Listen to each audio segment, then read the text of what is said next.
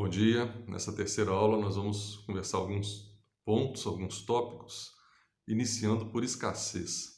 A escassez é quase que a razão de ser da economia. Quando a gente abre a janela de manhã, e recebe o ar puro, ninguém produziu aquele ar. Não teve mão de obra envolvida, máquinas, equipamentos. E ele é abundante, ele está lá em quantidade mais que suficiente para o que a gente precisa, pelo menos por enquanto. Espero que assim continue. Então, não é escasso, portanto, não existe estudo de economia do ar.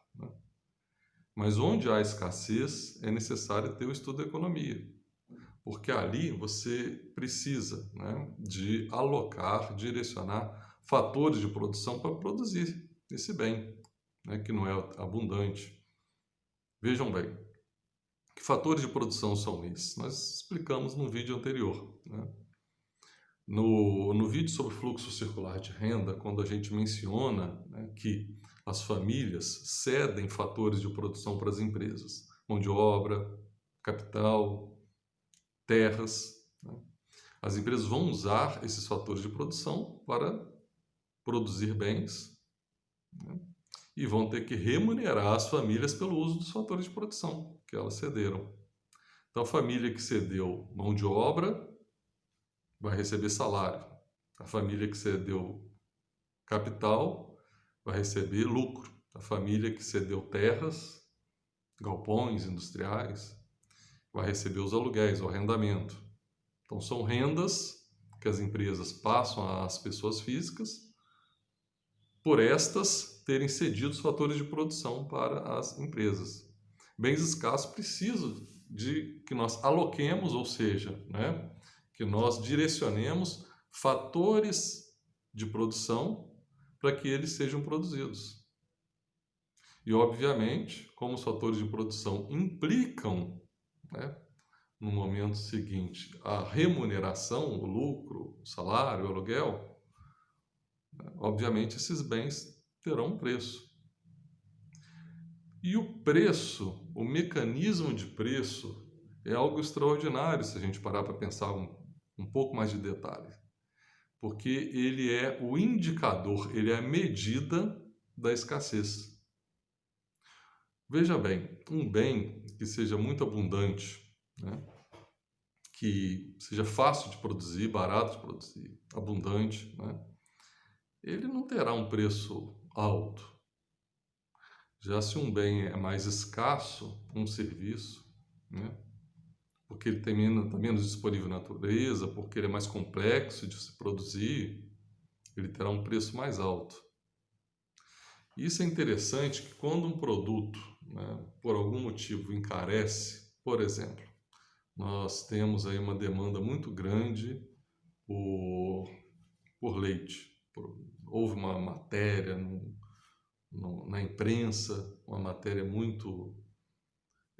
com muita repercussão no público, dizendo que se você toma leite, você estende a sua vida em 3 anos. Uma hipótese aqui que não condiz necessariamente com a realidade, só para a gente raciocinar. As pessoas vão disparar a comprar leite, tomar mais leite, vai haver aumento da demanda. Como consequência, o preço vai subir. Se o preço sobe, ele está indicando que há escassez daquele produto. E se o preço sobe, ele é um estímulo para o produtor produzir mais. Então, na hora lá que o produtor vai optar entre gado de corte e gado de leite, vai ter mais opção para criação de gado de leite, visto a melhor remuneração do leite, porque o preço está alto. Então, você vai aumentar a oferta e tende a quê? A ajustar esse preço que aumentou, porque o aumento da oferta reduz o preço. É o mercado se equilibrando. É a escassez sendo resolvida por meio do mecanismo de preços. Então, inicialmente, a escassez ela indica que há... o aumento de preço indica que há a escassez. Mas esse aumento de preço leva a um comportamento do produtor, do ofertante, em aumentar a produção, aumentar a oferta e reduzir o aumento de preço. ou seja, combater a própria escassez. Então, escassez é uma questão central da economia e o mecanismo de preços tende a resolver em situações normais. Por que em situações normais, né? Vejamos o seguinte, você tem um aumento de preço de algum produto siderúrgico, né? Vamos imaginar que as fábricas já estejam operando no seu limite. Então, essas fábricas vão se sentir estimuladas a fazer investimentos, aumentar a sua capacidade de produção para atenderem, né, à demanda adicional, para usufruírem desse preço de venda mais alto, que implicará um lucro mais alto, né? Então, obviamente, aí houve a escassez, houve aumento de preço, houve o estímulo da produção. Porém, né, quanto tempo para uma siderúrgica, né, aumentar a produção, aumentar sua capacidade de produção? Alto forno novo, né, estrutura nova, anos. Então esse ajuste ele não é tão simples assim, principalmente em setores cruciais da economia, energia elétrica. Vamos construir uma hidrelétrica, porque a demanda de energia está alta, o preço está subindo, né, vai haver falta de energia. Tá, vai resolver, mas se for uma grande hidrelétrica, pode ultrapassar 5 anos. Um produto que fique muito caro na sua entre-safra, por exemplo, né, que é aquele período em que esse produto ou não é produzido, você está usando o produto de estocagem do período da safra, ou é produzido em baixa quantidade, porque as condições climáticas não são favoráveis, né? Uma hipótese aqui. Aí isso estimula o produtor, se o preço estiver muito alto, a produzir mais, mas você depende de quê? De arar a terra, adubar, plantar a semente, irrigar, esperar crescer, depois gerar o fruto, a semente e tudo mais, para depois colher e chegar ao consumidor. Leva tempo. Então o mecanismo de preço ele é eficiente, mas não necessariamente vai dar respostas imediatas ao problema. Lembrando sempre que a gente vive no curto prazo, né? A energia faltou, não adianta dizer que daqui a 5, 7 anos aquela hidrelétrica lá vai resolver o problema. Porque o que a gente vai fazer, né, nesse período, durante esses 5 anos que a gente tem que aguardar? Vai viver sem energia, pagar muito caro, as fábricas vão produzir menos para economizar energia. Vocês são muito novos, mas em 2001, no primeiro trimestre de 2001, nós tivemos esse problema, né? A energia faltou, no caso, houve baixos investimentos nos anos anteriores e uma seca naquele presente ano. A conjunção disso foi falta de energia e a solução demorou bastante, né?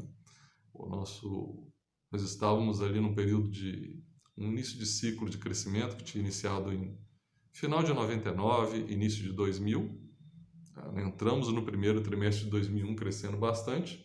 Veio, ao final do primeiro trimestre, essa crise energética, também chamado popularmente de apagão, e o crescimento econômico foi embora, né? Perdemos ali uma oportunidade ali de crescer por causa dessa crise energética, a solução demorada. Então, o mecanismo de preço ele é eficiente, sim, mas não necessariamente trará respostas rápidas. E a escassez, né, ela é a razão de ser da economia. A gente está falando tudo isso porque a gente está em cima de quê? De produtos ou de serviços que são escassos, né? Tem uma frase que é muito interessante, muito usada nos cursos de introdução à economia, que é o seguinte: a economia é a ciência que estuda a alocação de recursos escassos entre fins alternativos. Então, nós temos recursos, né, produtivos que são escassos, e aí eles têm que ser alocados para produzir um ou outro bem em maior ou menor quantidade. Isso são respostas bem complexas, né? O que produzir, quanto produzir, como produzir e talvez a mais difícil de todas, para quem produzir. Porque isso significa o seguinte: que tipo de distribuição de renda que essa sociedade quer? Uma economia mais concentrada, como a norte-americana, né? A renda mais concentrada nos mais ricos, ou uma economia cuja renda ela, obviamente, os mais ricos têm mais, mas não é tão concentrada como a japonesa ou a europeia, né? Quando eu citei os Estados Unidos, porque eu estou falando dos países mais relevantes, mas o Brasil tem uma das piores distribuições de renda do mundo. Houve uma melhora no início do século, mas voltou já a piorar de 2015 a 2016 para cá, né? Uma das piores do mundo. E quando eu falo uma das piores do mundo, né, entre as 50 piores, entre as 10 piores taxas, a gente pode verificar isso posteriormente, mas entre as 5 piores do mundo, acho que a terceira pior, se eu não me engano, né? O indicador que verifica isso é o índice de Gini, o indicador pelo menos o mais tradicional, existe N outros, né? T de Teio e etc. E o índice de Gini, né? O Gini, um economista italiano, ele vai de 0 a 1. Quanto mais próximo de zero, melhor a distribuição de renda. Quanto mais próximo de 1, pior, ou seja, a distância de ricos para pobres vai sendo cada vez maior, né? Bom, então falamos da escassez, falamos do mecanismo de preço, né? E vamos falar em seguida das possibilidades de produção, né? A gente vai produzir o que, em que quantidade, né? Vamos teorizar um pouco sobre isso.